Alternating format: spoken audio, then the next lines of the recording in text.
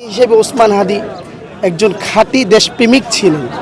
দেশের জন্য লড়তেন, দেশের জন্যই কথা বলতেন এবং দেশবিরোধী যারা তাদের বিপক্ষে ওসমান হাদি অবস্থান নেওয়ার কারণেই আজকে ওসমান হাদিকে লাশ হয়ে যুক্তরাষ্ট্রের এক নম্বর জিম চেইন গোল্ড জিম এখন আবারও বাংলাদেশে বসুন্ধরা আবাসিক এলাকা ও বসুন্ধরা সিটি শপিং মলে সংসদের সামনে দাঁড়াতে হচ্ছে।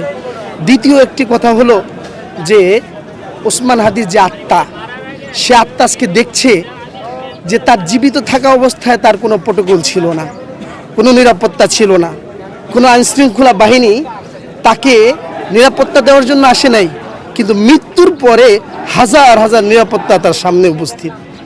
আমরা চাই যারা প্রকৃত দেশপ্রেমিক, যারা দেশকে মহাব্বত করে, দেশকে ভালোবাসে, দেশের পক্ষে কথা বলে, দেশ বিরোধী আগ্রাসনের বিপক্ষে যারা লড়ে দাঁড়ায়, তাদেরকে যেন আমরা নিরাপত্তাটা কমপক্ষে দেই।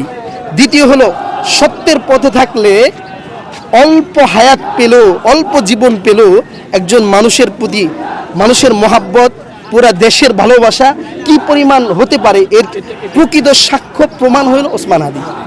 আজকে আপনারা যদি দেখেন